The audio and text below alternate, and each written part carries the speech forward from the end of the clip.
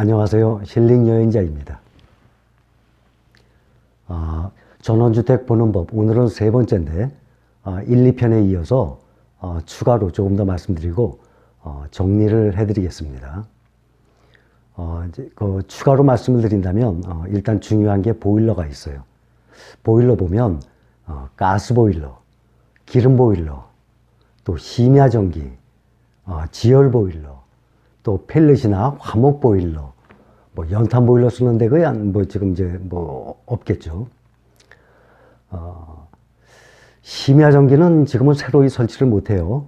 기존에 돼 있는 집들은 잘 쓰고 있을 겁니다. 근데 심야전기가 요금은 좀 덜 나오지만 부피가 커요. 설비가. 그래서 좀 장소를 좀 차지하게 되고, 지열 보일러는 심야전기보다는 좀 덜해요. 이 부피가, 크기가. 그런데 대신 처음에 비용이 많이 들어갑니다. 도시에서 생활하시던 분들은 화목 보일러나 펠릿 보일러는 별로 추천드리고 싶지가 않아요.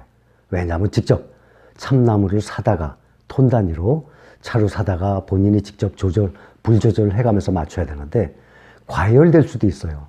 또 산에 가서 아무나무나 막 대다 보면 특히 소나무, 이 송진 같은 게 흘러나와서 이 연통 같은 경우 막힙니다.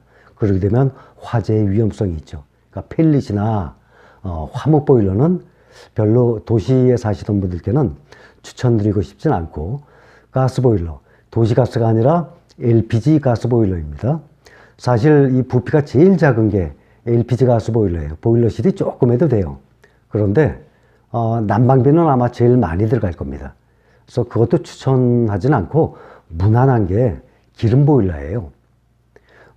무슨 그 화목 보일러처럼 내가 땔감을 계속 넣어야 되는 게 아니라 차가 와서 기름만 한번 탱크에 넣어주면 없어질 때까지 자동으로 돌아가는 거니까, 또 게이지를 봐서 모자르면 또 전화해서 또 차가 오고, 이런 식으로 기름 보일러 쓰는 것이 아마 무난할 겁니다. 그 다음에 심야 보일러가 설치되어 있는 집이라면 또 좋겠죠. 근데 지열 보일러는 대도시에, 도시에 가까이 있는 전원 단지, 아무래도 좀 가격이 좀 높은 이런 전원주택들에서 좀 쓰고, 그 외에는 그렇게 많이 안 쓸 겁니다. 지열 보일러는 근래에 나온 거기 때문에. 그래서 보일러가 뭔지 보시고, 기름 보일러다 그러면 그냥 무난합니다. 그렇게 생각하시면 돼요. 그 다음에 또 전원생활에 또 묘미가 데크 아닙니까? 현관이나 거실 베란다 문 열고 나오면 데크 있어요. 베란다 데크. 그런데 보면은 그런 집들은 별로 없지만 데크 밑에 나무를 갖다가 이 틀을 만든 집들이 간혹 있어요. 그거는 있을 수 없어요. 그건 썩어서 무너져 내려요. 정말 오래전에나 그렇게 했겠지, 요즘에는 다 쇠를 낍니다. 아연도 각관이라고, 철이 녹이 쓰니까 아연으로 도금을 했어요. 그 다음에 파이프가 동그란 게 아니라 사각으로 돼 있죠. 그래서 아연도 각관이라 그래요. 그걸로 틀을 딱딱 잡습니다. 그 다음에 이제 데크를 깔게 되죠. 요즘에는 대부분 아연도 각관을 쓸 거예요. 그렇게 쇠로 해놔야 튼튼하고 견고하고 오래 가죠. 그리고 그 위에 까는 이제 데크를 말씀을 드릴 텐데, 흔히들 우리가 그 방부목이라 그래요. 방부목이 사실 제일 싼 거예요. 방부목이 무슨 뜻인가 하면 인체에 아주 유해한 그 비소, 그 독약 아닙니까? 크롬, 이런 중금속으로 썩지 말라고 이 방부 처리를 한 겁니다. 나무에. 또 나무가 고급 나무가 아니라 그냥 연한 나무예요. 그래서 방부 처리를 꼭 해야 됩니다. 또 가격이 제일 저렴해요. 그래서 그걸 오래 쓰진 못해요. 또 이 피스 박지 않습니까? 그것도 아연 도금된 피스가 아니면은 그 부분이 또 녹이 슬게 되면 또 썩게 되고, 보통 데크를 쓰게 되면 그냥 방부목을 많이 듣습니다. 그게 좀 가장 저렴하고, 혹시 이제 전원생활 하다가 교환을 하게 되면 요즘에는 합성목재 많이 써요. 눈으로 딱 보면 똑같아요. 방부목하고. 그런데 그거는 이제 PVC하고 나무하고 고온에서 이 압착을 시킨 거라서 그거는 스테인리스 칠 안 해도 돼요. 그리고 반영구적식으로 변하지도 않아요. PVC하고 섞인 거라서 아마 50% 이상이 PVC 들어갔고 50% 이하가 나무가 들어갔을 겁니다. 그래서 성분이 PVC가 더 많아요. 근데 생긴 거는 나무하고 똑같아요. 요즘 그 인테리어 필름이라고 그런 거 있잖아요. 딱 보면은 그 나무 같은 데다가 인테리어 필름 딱 붙인 거 보면 꼭 대리석 같아요. 알고 보면 나무에다가 필름 붙인 거예요. 그것처럼 딱 보면 나무하고 똑같이 생겼어요. 요즘에는 교체하시는 분들은 합성 목재를 쓰시는 분들도 많아요. 바닷가나 그런 데 가면은 산책로 같은 데 있죠. 수변지구, 물 있는데 그런 데 가면은 그걸 많이 써요. 왜냐하면 거기는 항상 수분을 머금고 있기 때문에 합성 목재를 많이 써요. 그래서 요즘에는 전원 생활 하시는 분들도 교체를 하게 되면, 방부목을 교체하게 되면 비소, 크롬 이런 게 들어가고 이 구리 이런 중금속이 들어가 있어서 또 오래 쓰지도 못하고, 그래서 그거를 교체할 때 합성 목재 쓰시는 분들이 많이 계십니다. 근데 가격이 좀 비싸죠. 아마 한 두세 배 정도 될 거예요. 방부목보다. 좋은 나무, 천연 목재였으면 좋아요. 방부목은 방부 처리가 됐지만 천연 목재는 아주 하드우드예요. 아주 딱딱한 고급 재료예요. 건축 자재상에 가보면 데크 재료 파는 데 가보면 멀바우, 반킬라이, 캠파스, 이페 이렇게 써 있어요. 그러면 모르는 사람들은 저 반킬라이가 뭔가, 멀바우가 뭔가, 그게 나무 이름이에요. 그런 건 천연 목재죠. 그거는 더 비싸요. 제일 비싸죠. 대신 일반 데크재보다는 방부목보다는 오래 가죠. 나무가 아주 단단해요. 그것도 평균 한 2년에 한 번씩은 스테노일, 그걸 이제 발라야 되죠. 천연 목재 쓰는 걸 권합니다. 근데 가격이 제일 비싸고, 아니면 합성 목재 써도 괜찮아요.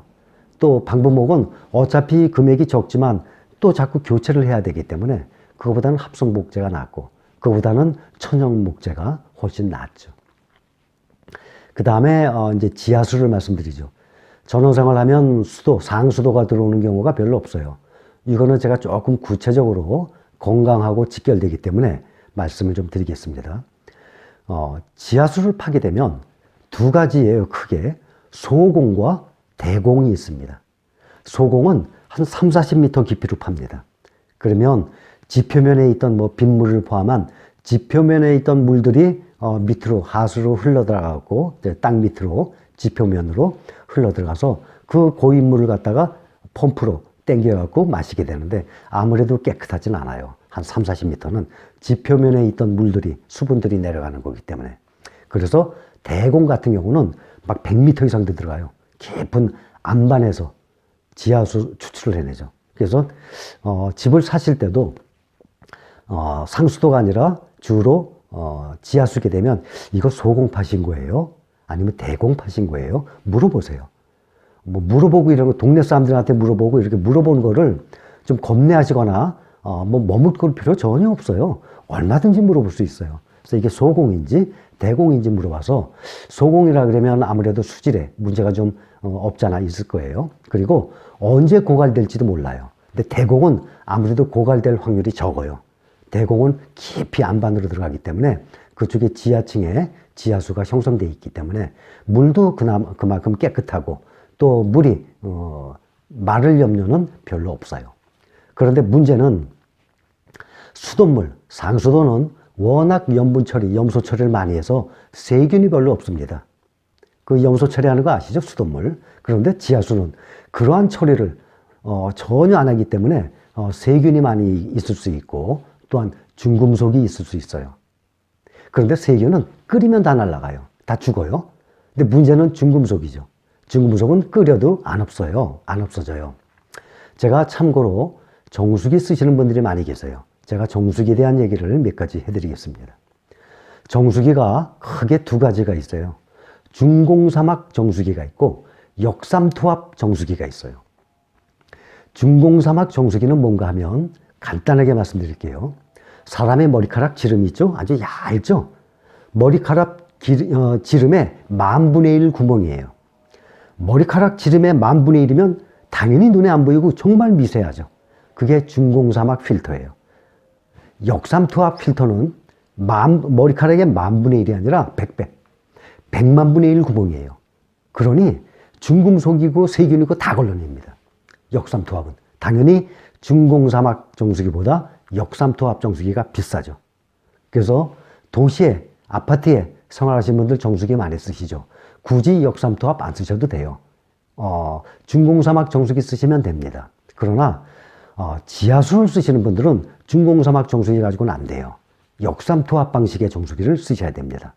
그런데 그거는 워낙 필터 구멍이 미세하기 때문에 모터까지 또 있어야 돼요. 정수기형 모터가 따로 또 있어야 돼요. 그러니까 아무래도 비용이 좀 들어가죠. 그리고 중공사막 정수기는 사람 머리카락의 10,000분의 1 정도의 구멍이라지만 틀면은 하루 종일 나와요. 수돗물이 필터 통해서 하루 종일 나와요. 역삼투압 정수기는 그렇게 안 나와요. 워낙 구멍이 촘촘하다 보니까 물이 똑똑 떨어져요. 수압이 센 수돗물을 통해서 역삼투압 정수기 필터를 통하면 물이 똑똑 떨어져요. 그래서 그 물을 모으기 위한 또 탱크까지 필요합니다. 역삼투압 정수기는 어디에 많이 쓰나 하면 바닷물 갖다가 해수를 민물, 담수로 바꾸는 그러한 역할을 하는 용도로 많이 씁니다. 그러니까 해수화를 담수화시키죠. 바닷물을 먹을 수 있는 물, 생활용수를 쓰기 위한 그러한 장치를 역삼투압 장치라 그러는데 우리나라에선 그쪽 독보적인 기술 갖고 있는 회사가 두산중공업이에요. 사우디아라비아, 쿠웨이트, 아랍에미레이트 뭐 이런데 그 서쪽 아시아에 그 기술을 많이 수출해서 바닷물을 갖다가 담수화시켜서 음용수로 생활용수를 쓰고 이렇게 하는 기술을 두산중공업이 독보적으로 갖고 있고 우리나라 독도에도 역삼투압 방식이 설치되어 있어요. 그래서 현재 정수기 없이 지하수 쓰시는 분들은 아무래도 돈이 좀 들어가죠. 근데 여건이 좀 되시면 경제적인 여력이 있으시면 중공사막이 아니라 역삼투압 정수기를 쓰시기를 권합니다. 제가 이렇게 말씀드리는 이유는 수도권에 사시는 상수도 쓰시는 사람들이 아니라 전원에 시골에 살고 있는 지하수를 쓰는 사람들이기 때문에 제가 말씀을 드리는 겁니다. 아마 정수기가 다 똑같아요. 뭐 무슨 메이커들 유명한 회사들 있죠? 정수가 더 잘 되는 게 아니에요. 다 똑같아요. 그렇게 보시면 돼요. 그러니까 싼 거 살수록 좋죠. TV 광고하고 매스컴에 광고 많이 하면 광고비 때문에 가격이 비싼 거예요. 대신 정수 방식에 따라서 가격이 차이 나는 거예요. 중공사막 방식은 조금 싸요. 역삼투압 방식은 완벽하게 걸러내요. 대신 비싸요. 그거 차이지 중공사막 정수기 중에서는 다 비슷해요. 역삼투압 정수기 중에서는 다 비슷해요. 그러니까 어느 방식이냐를 여러분들이 선택하시는 거지 어느 회사 거를 선택하냐 그게 아닙니다. 제가 지금까지 외관, 뭐 내부, 주위 환경 이렇게 보는 법을 말씀드렸어요. 자, 지금까지 말씀드린 거 다 찾아봐요. 다 골라요. 그런 집 있겠어요? 그런 집 없습니다. 제가 하나하나 설명을 드렸지만 그거에 다 만족하는 집이 어디 있어요? 그런 땅은 없어요. 만약에 있다 그래도 안 팔죠. 그 사람이 살죠. 그러니까 사람마다 다 틀리죠. 생각하는 게 어디에 비중을 두느냐. 예를 들어서 눈이 좀 와서 눈 좀 쓸고 불편을 좀 감수하겠다 생각하면 시야권 확보되어 있는 조망권이 확보되는 높은 데로 가실 수도 있는 거고 나는 눈 때문에 안 돼. 그럼 낮은 데로 가시는 거고. 그러니까 사람마다 생각이 또 틀린 거 아니에요? 꼭 남향만 고집하시는 분들도 계세요. 그런데 향을 보면 경치를 보면 남서향으로 좀 틀어야 되겠어요. 그러면 그쪽으로 하셔야죠. 그러니까 사람마다 그건 생각이 틀려요. 그렇게 완벽하게 조건을 갖춘 집은 그런 땅은 정말 찾기 힘들고 또 있어도 정말 제 생각에는 내놓지는 않을 것 같아요. 그러니까 그러한 거를 보는 것 중에서 어디에 비중을 내가 둬야 되느냐 그거를 보시면 되고 또 집을 보러 다닐 때도 꼭 부동산을 볼 필요 없어요. 동네 다니시잖아요. 정자나 나무 그늘 밑에 동네 노인분들 나와 계세요. 여쭤보세요. 할아버지, 어르신, 할머니 주위에 혹시 집 내놓은 집 있어요? 알려줘요. 어디 가보라고 누구네 집 내놨다고. 그러면 직접 찾아가세요. 그런 경우도 많아요. 동네 이장님 통하는 경우도 많다고 얘기 들으셨죠? 그렇게 하셔도 돼요. 아니면 동네 사람들 2명, 3명, 4명 모여있는 데 가서 물어보셔도 돼요. 그렇게 되면 어느 집이 팔려고 내놨는지 서로들 얘기해 줍니다. 그러면 아무래도 복비 그만큼 또 굳을 거 아닙니까? 또 그런 방법도 있고. 또 요즘에는 뭐 인터넷 시대니까 밸류맵이라고 아십니까? 모르시는 분들도 아마 계실 거예요. 밸류맵이라고 있는데 전국의 지도에 내가 원하는 장소를 클릭을 하게 되면 그 주위에 얼마에 몇 년도 몇 월에 얼마에 판매됐고 이러한 기록이 다 나와 있어요. 밸류맵입니다. 가치. VALU인가? 밸류맵이라고 있어요. 앱이 있는데 그거 보시면은 내가 뭐 충청북도, 충청남도 이런 데 가보시면은 그 주위에서 이 동네에 얼마에 팔렸는지 알 수가 있잖아요. 그런 것도 도움받을 수 있어요. 제가 이제 한 이 정도로 말씀드리는 거로 하고, 보통 한 50대 중반, 후반, 60대 새로이 직업을 안 찾아도 되시는 분들, 또 앞으로 또 계획을 하고 계시는 분들, 제 생각에는 사람마다 생각 분명히 또 틀려요. 너무 큰 돈 들이지 않고 경제적인 여유가 조금 있으시다면 서울에서 현재 살고 계시는 아파트에서 한 2시간 정도 거리로 해서 새 하나 작은 거 한번 얻어보세요. 소일거리로. 그 다음에 왔다 갔다 하시면서 생활을 한번 해보세요. 직장이 있어서 열심히 다녀야 되고 아침마다 출근한다 그러면 불가능하겠지만, 은퇴하신 상태, 은퇴를 앞둔 분들은 앞으로 소일거리가 없어요. 사람이 돈과 관계없이 일이 없으면은 사람이 상당히 나태해지고 지루해지고 정말 심심해지고 또 삶의 의욕을 잃게 됩니다. 그런데 시골에 자연에 가서 평생을 이 각박한 도시에서 살다가 인재 여유가 생겨서 내가 하고 싶은 일을 한다 생각하고 내려가셔서 텃밭 관리만 해도 큰 운동 됩니다. 그거 텃밭 관리하시면서 농작물 자라는 거 직접 해서 집에 가져와서 또 식구들 친척들 나눠 먹고, 그 운동도 되고 소일거리도 되고 건강에도 도움되고 또 자연 환경에서 생활해 보시면 괜찮을 것 같아요, 제 생각에는. 그런데 시골에 내려가신다고 정말 단단히 마음 먹고 이런 식으로 원주민하고 다툼 생기고 극히 드물어요, 그런 일은. 그러니까 뭐든지 긍정적으로 생각해야지 자꾸 안 좋은 쪽, 불안한 쪽 생각하다 보면 모든 것이 풀리지가 않죠. 또 자신감이 없어지죠. 결정을 못하게 되죠. 그러니까 모든 것을 긍정적인 마인드로 생각을 한번 해보신다면 여러분들 계획에 큰 도움이 되리라 생각이 듭니다. 오늘 3번째 시간은 이걸로 해서 전원주택 보는 법, 집을 보는 법에 대해서 저의 안목으로 말씀을 드렸으니까 여러분들께서 참고를 하시기 바랍니다. 힐링여행자였습니다. 감사합니다.